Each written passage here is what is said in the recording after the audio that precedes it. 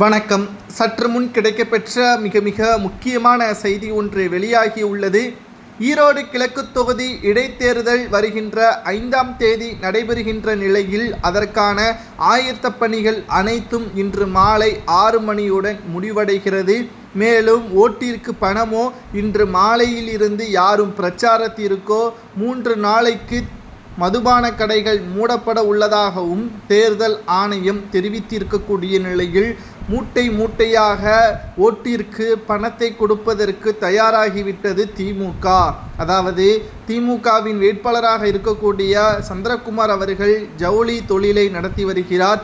இந்த இடைத்தேர்தலில் வெற்றியடைந்தால்தான் 2026 மீண்டும் அவருக்கு இதே தொகுதி கிடைக்கும் என்ற காரணத்தினால் தற்பொழுது திராவிட முன்னேற்ற கழகம் மக்களுக்கு சொன்னதை விட அதிக அளவு வாக்குகளை பெற்றுக்கொள்ள வேண்டும் என்பதற்காகவும் அதிக அளவு பணங்களை கொடுத்து ஓட்டுக்களை பெற்றுவிடலாம் என்ற நோக்கத்துடனும் சந்திரகுமார் அவர்கள் செயல்பட உள்ளதாக தகவல்கள் வெளியாகியுள்ளது.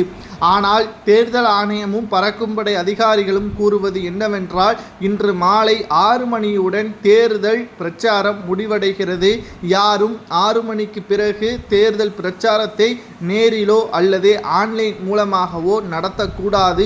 குறிப்பாக பொதுமக்களுக்கு பணத்தை கொடுக்கக்கூடாது. அவர்கள் வீட்டிற்கு சென்று எந்த ஒரு பரிசு பொருட்களையும் கொடுக்கக்கூடாது.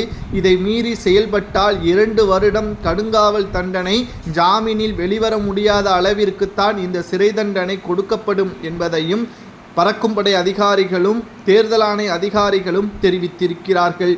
ஆனால் திராவிட முன்னேற்ற கழகத்தின் வேட்பாளராக அறிவிக்கப்பட்ட சந்திரகுமார் அவர்கள் இன்று இரவு முழுவதுமாக தற்பொழுது பொதுமக்களுக்கு பரிசு பொருட்களை வழங்க உள்ளதாகவும் ஒரு ஓட்டிற்கு 5000 முதல் 7000 ரூபாய் கொடுக்க உள்ளதாகவும், குறிப்பாக அதிமுகவின் ஓட்டுக்களை பெறுவதற்கு 10,000 வரை கொடுப்பதற்கான ஏற்பாடுகளையும் சந்திரகுமார் அவர்கள் செய்து வருவதாக தகவல்கள் தற்பொழுது கிடைக்கப்பெற்றுள்ளது.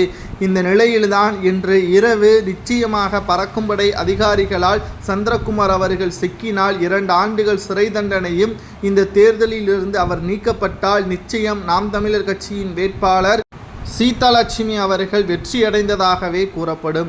இதனால் திராவிட முன்னேற்ற கழகத்தின் பித்தலாட்டம் இதன் மூலமாக தெரிய வந்தால் நிச்சயம் சட்டசபை தேர்தலிலும் திராவிட முன்னேற்ற கழகத்திற்கு மிகப்பெரிய ஒரு இழப்பாகவும் தேர்தலில் தோல்வி அடையக்கூடிய வகையிலும் அமையும் என்ற தகவலை நம்மால் பார்க்க முடிகிறது. இதை பற்றி உங்களது கருத்துக்களை கமெண்ட் வாயிலாக கூறுங்கள்.